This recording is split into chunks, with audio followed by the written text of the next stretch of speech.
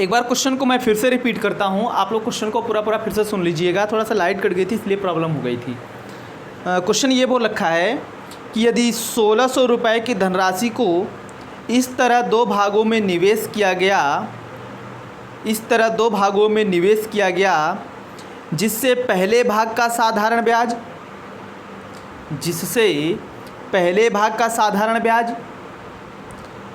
2/1/2 वर्ष के लिए, पहले भाग का साधारण ब्याज 2/1/2 वर्ष के लिए 4% वार्षिक दर से कामा दूसरे भाग के ब्याज जिसको 5 वर्ष के लिए 3% वार्षिक की दर से निवेशित किया गया हो कामा के बराबर है। तो दोनों भाग ज्ञात कीजिए। देखिए इसमें कुछ है नहीं, बस आपको थोड़ा सा घुमा दिया है, क्वेश्चन टिल्ट कर दिया है, लगाना आपको वैसे ही। बोला है कि 1600 की धनराशि है और यह निवेश किया गया 2 भागों में। तो 1600 की धनराशि है, चलो 1600 की धनराशि है उसको मैं मान लेता हूँ। और ये निवेश कैसे किया गया है, बोला है कि पहला समय है 2.5 वर्ष, यानी ये आप R1T1 लगाओगे तो पहला समय 2.5 वर्ष है। 2.5 वर्ष मतलब 2/1/2 वर्ष बोला है, तो इसको मैं 2.5 2.5 लिख सकता हूँ। ये 2.5 वर्ष यानी 2.5, और कितना रेट बोल रखा है 4%, इसका रेट बोल रखा है 4%, अनुपात लगाएंगे। और दूसरा टाइम बोल रखा है 5 वर्ष, और रेट इसका बोल रखा है कितना 3% वार्षिक। हमें दोनों भाग बताना है, कैलकुलेट करना। देखो ये 2.5 का 2.5, ये 2.5 दूना 5, तो यह आएगा 1/4 एकम 4 और 1/3 गुणे 2, इसको कैंसिल आउट करोगे, ये 2 2 जा 4, 2 दूना 4 होगा, 1/2 अनुपात 1/3, अर्थात ये हो जाएगा 3:2। यानी दोनों के मूलधनों में क्या अनुपात आया 3:2। हमसे पूछा है कि दोनों का धन बताइए। मान लेते हैं पहला दूसरा धन, तो पहला धन फर्स्ट धन, या ऐसे लिख दो पहला धन बराबर कितना भाई, तो अनुपातिक वैल्यू कितना 3 और बटे 5 गुणे टोटल धनराशि बोल रखा है 1600 रुपया। कितना 1600 रुपया, तो ये टोटल धनराशि हो गया 1600। कैलकुलेट करोगे तो ये 5 यहाँ 15, 1 बचा, 5 दूना 10, 320, 3 गुणे 320 बराबर ये 960 रुपया। यानी पहला धन कितना 960, दूसरा धन निकालने का तरीका ये है 1600 से 960 घटा दो या अनुपाती योग लगा दो, तो ये 2/5 गुणे 1600 काटोगे तो ये 320 आएगा, 320 दूना 640 रुपया। कितना आया 640 रुपया। तो ये आपने जान लिया विभाजन पर आधारित जो प्रश्न था ये उसका टाइप फर्स्ट है। क्या है टाइप फर्स्ट। अब आपको लिखना है टाइप सेकंड। क्या लिखना है टाइप सेकंड।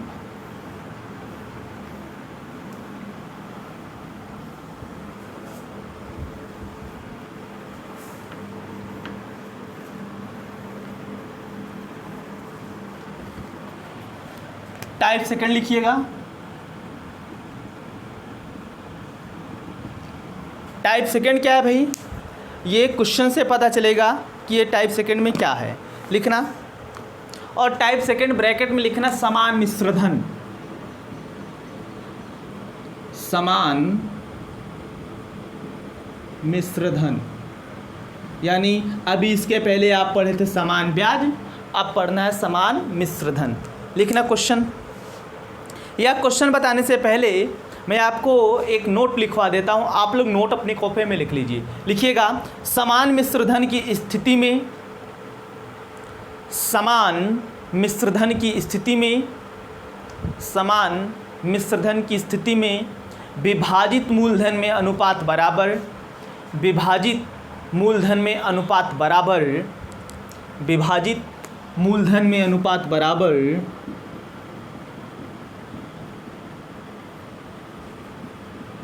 समान मिश्रधन की स्थिति में विभाजित मूलधन में अनुपात बराबर 1/100 प्लस R1T1 अनुपात 1/100 प्लस R2T2 अनुपात 1/100 प्लस R3T3 ऐसे रहेगा। तो इसको मैं बढ़ा सकता हूँ। ये फार्मूला बन गया आपका।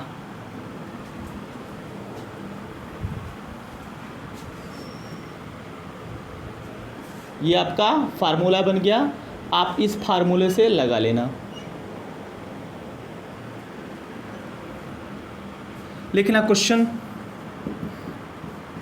लिखना भैया। आप इस पर लिखना, एक साहूकार के पास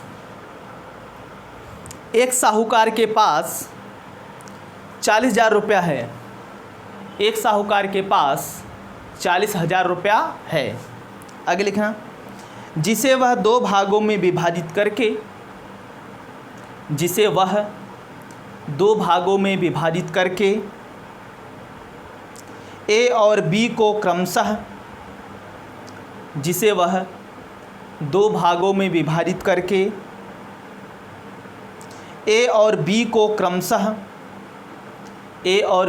क्रमशः 5% और 6% वार्षिक साधारण ब्याज की दर से, 5% और 6% वार्षिक साधारण ब्याज की दर से, वार्षिक साधारण ब्याज की दर से 4 वर्ष और 5 वर्ष के लिए उधार देता है।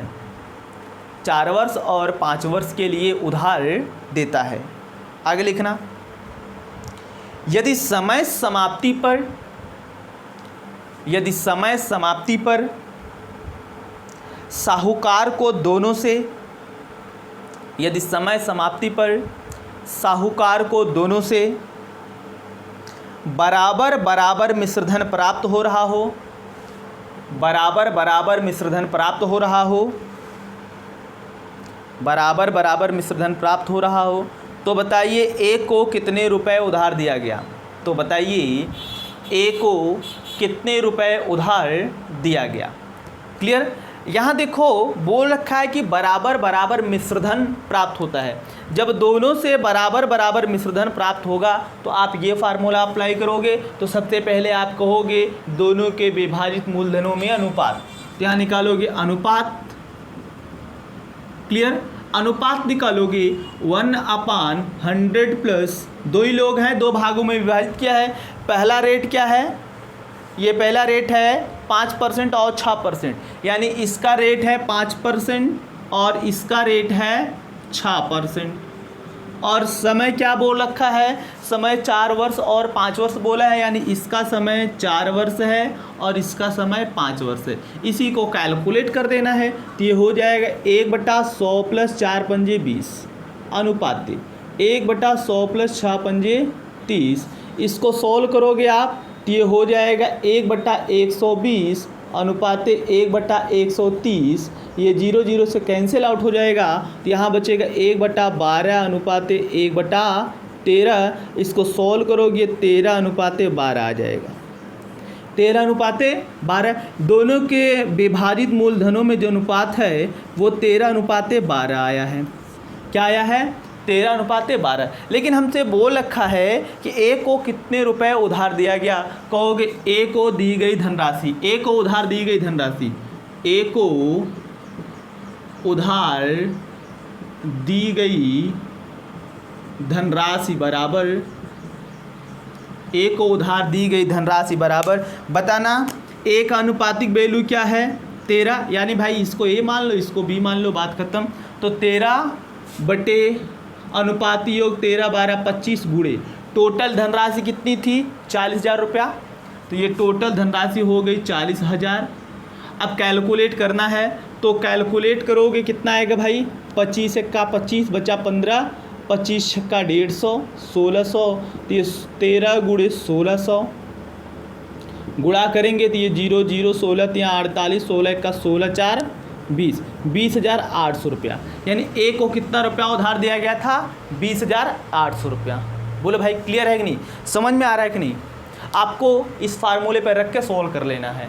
लिखना दूसरा क्वेश्चन, लिखना एक व्यक्ति अपनी संपूर्ण धनराशि को,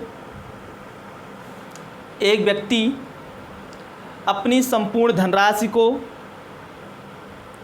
3 भागों में विभाजित करके, एक व्यक्ति अपनी संपूर्ण धनराशि को 3 भागों में विभाजित करके ए बी और सी को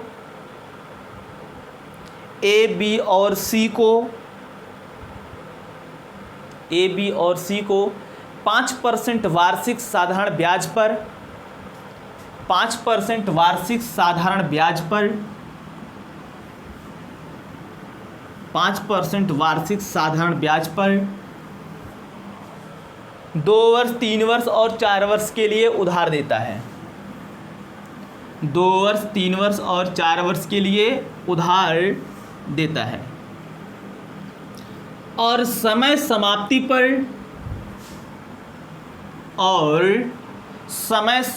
पर उसे तीनों से बराबर मिश्रधन प्राप्त हो रहा हो, बराबर मिश्रधन प्राप्त हो रहा हो। तो बताइए विभाजित मूलधन में अनुपात क्या है। तो बताइए विभाजित मूलधन में अनुपात क्या है। लगाना, देखते हैं किसका किसका सही आंसर आता है।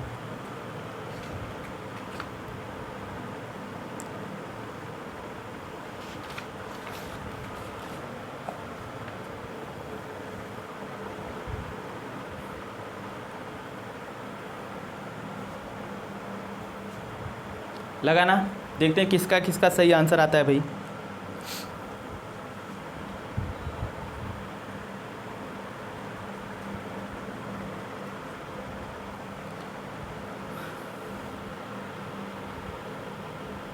जिसका 276, 264, 253 का अनुपात आया हो उसका सही है। 276, 264, 253 का अनुपात जिसका आया हो उसका सही है। क्लियर। तो चलिए इसका मैं सलूशन बता दूं। ये क्या बोल रखा है, ए बी सी को 5% वार्षिक 2, 3 और 4 समान मिश्रधन, तो रेट सेम है। तो आप यहाँ से विभाजित मूलधन में अनुपात निकालोगे 1/100 प्लस रेट सबका सेम है। ये 2 वर्ष के लिए 1/100 प्लस रेट सबका सेम है, ये 3 वर्ष के लिए 1/100 प्लस रेट सबका सेम है टाइम ये 4 वर्ष। क्लियर। इसको सोल्व करेंगे दिया जाएगा आपका कितना, 1/100 प्लस 10 अनुपात 1/100 प्लस 15, 1/100 प्लस 20। इसको सोल्व करेंगे यह आएगा 1/110 अनुपात 1/115 अनुपात 1/120। इसको आप 5 से काटोगे तो 5 से काटोगे ये 22 आएगा, 5 से काटोगे 23 आएगा, 5 से काटोगे 24 आएगा। 1/22 अनुपात 1/23 अनुपात 1/24 अनुपात। अब देखो इसको आप 22, 23, 24 कैल्शियम लेके सब में मल्टीप्लाई कर देना, जो आएगा सो आंसर आएगा। तो यह आएगा 276 अनुपात 264 अनुपात 253। ये विभाजित मूलधन में ये आपका अनुपात आएगा। नोट करिए।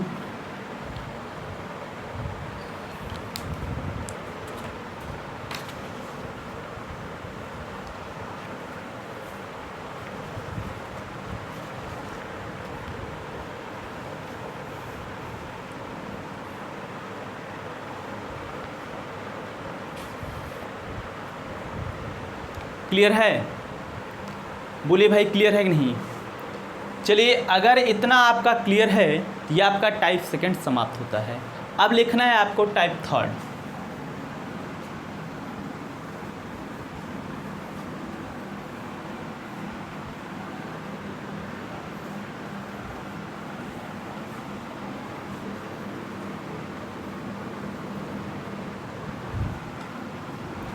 टाइप थर्ड लिखना।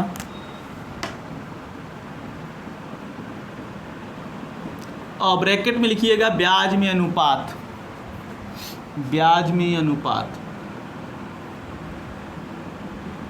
ब्याज में अनुपात। इसको लिखना SI first upon SI second is equal to P1 R1 T1 upon P2 R2 T2। ये फार्मूला है, इसको लिख लेना, इसी पर क्वेश्चन लगेगा। लिखना, क्वेश्चन लिखना भाई। यदि मूलधन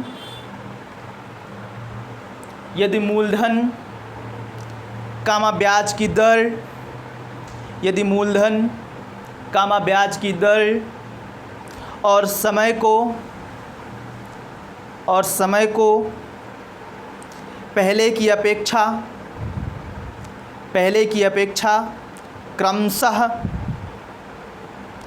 क्रमशः 2 गुना, 3 गुना और 4 गुना कर दिया जाए, 2 गुना, 3 गुना, 4 गुना कर दिया जाए, तो पुराने और नए ब्याज का अनुपात क्या होगा? तो पुराने और नए ब्याज का अनुपात क्या होगा? ब्याज मतलब साधारण ब्याज का अनुपात क्या होगा? एक बार क्वेश्चन को रिपीट करता हूँ। यदि मूलधन ब्याज की दर और समय को पहले की अपेक्षा 2 गुना, 3 गुना और 4 गुना कर दिया जाए, तो पुराने और नए साधारण ब्याज का अनुपात क्या होगा? अब ये 2 गुना 3 गुना पहले मूलधन बोला है, यानी मूलधन को 2 गुना, इसके बाद दर बोला है, दर को 3 गुना और समय को 4 गुना कर दिया जाए, तो पुराने और नए ब्याज में अनुपात क्या होगा? ये मान लो पुराना ब्याज SI1 है और नया ब्याज SI2 है, नया ब्याज SI2 है। क्लियर? मान लो पहले मूलधन P था, दर आपका R था और समय T था। बोलो, ये पहला माने हो ना, तो पहले मूलधन P, दर R, समय T था, लेकिन मूलधन को 2 गुना, समय को 3 गुना, रेट को 3 गुना और समय को 4 गुना किया गया है, समय को 4 गुना किया है। तो आप क्या करोगे? यहाँ से P से P कैंसिल आउट, R से R कैंसिल आउट, T से T कैंसिल आउट, ये ऊपर 1 1 1 बचेगा तो 1, ये हो जाएगा 2 3 6 4 24। यानी पुराने और नए ब्याज में जो अनुपात आएगा वो हो जाएगा आपका क्या? वो हो जाएगा 1:24। क्या हो जाएगा? 1:24।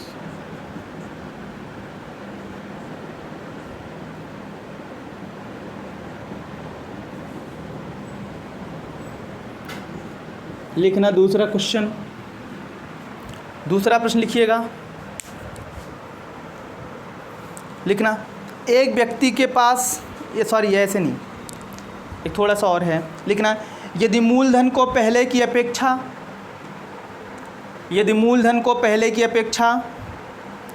3/2 गुना कर दिया जाए, मूलधन को पहले की अपेक्षा 3/2 गुना कर दिया जाए,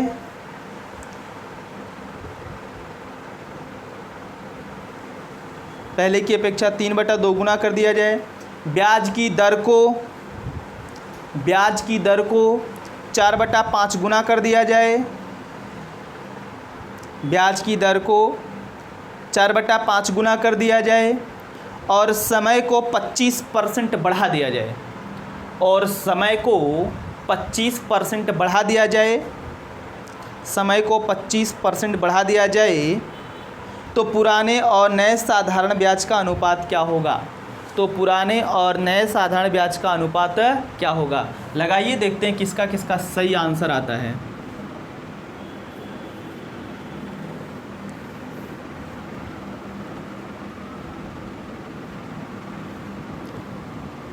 देखो यहाँ पर परसेंट बोला है ना, तो मान लो पहले, देखो मानने में कुछ नहीं जाता है, मान लो पहले इसका मूलधन 100 था, दर 100% था, समय 100 था, वर्ष मानते हो तो वर्ष मान लो, मंथ मानते हो तो मंथ, कुछ नहीं दिया है इसमें ना।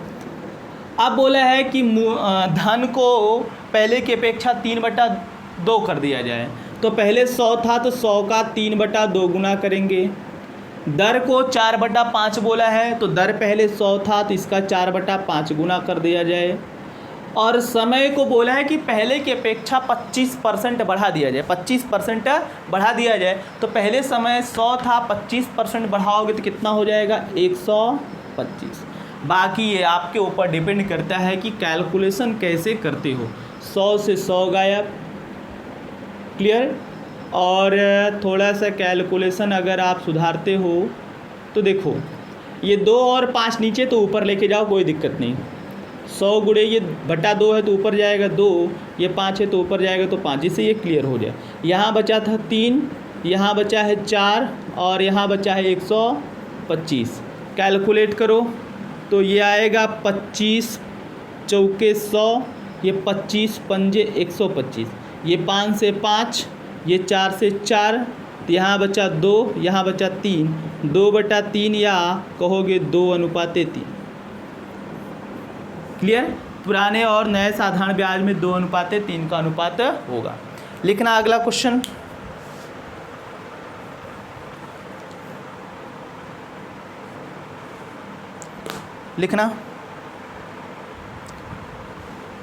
लिखना यदि मूलधन को पहले की अपेक्षा 2 गुना कर दिया जाए, यदि मूलधन को पहले की अपेक्षा 2 गुना कर दिया जाए और दर को आधा कर दिया जाए, और दर को आधा कर दिया जाए एवं समय को 20% कम कर दिया जाए, एवं समय को 20% कम कर दिया जाए, तो बताइए पुराना साधारण ब्याज, तो बताइए पुराना साधारण ब्याज नए साधारण ब्याज का,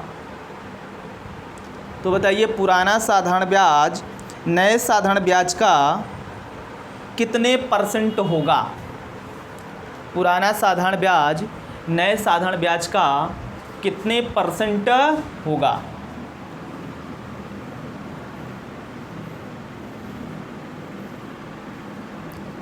तो क्या करोगे? पहले तो आप आंसर बता दो, जो लोग बताना चाहते वो लोग आंसर बता दें।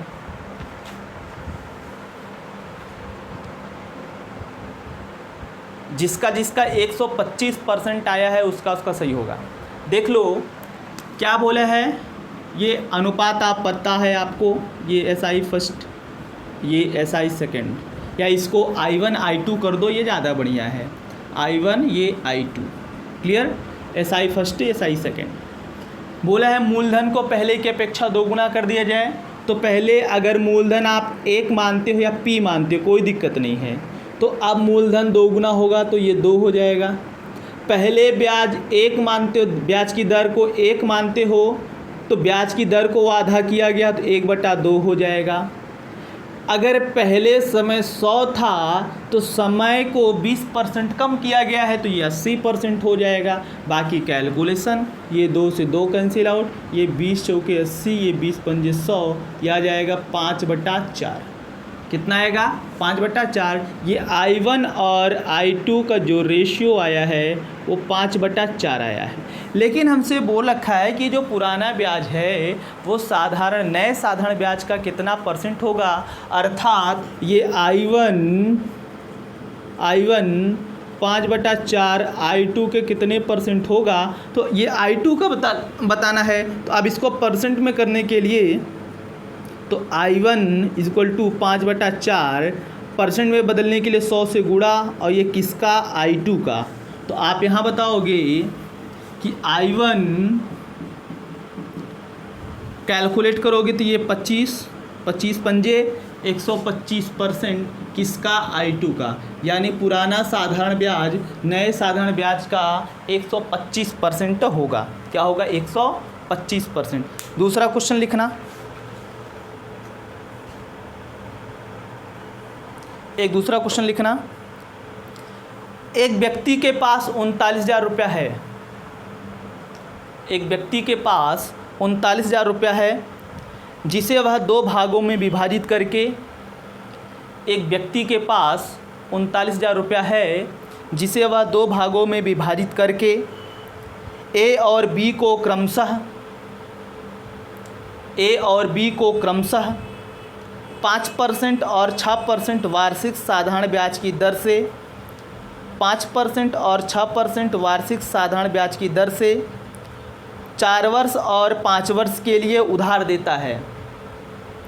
4 वर्ष और 5 वर्ष के लिए उधार देता है। आगे लिखना, यदि दोनों से प्राप्त ब्याज में 3:2 का अनुपात हो तो, यदि दोनों से प्राप्त ब्याज में 3:2 का अनुपात हो तो बताइए ए को कितने रुपए उधार दिया गया। तो बताइए ए को कितने रुपए उधार दिया गया। लगाना।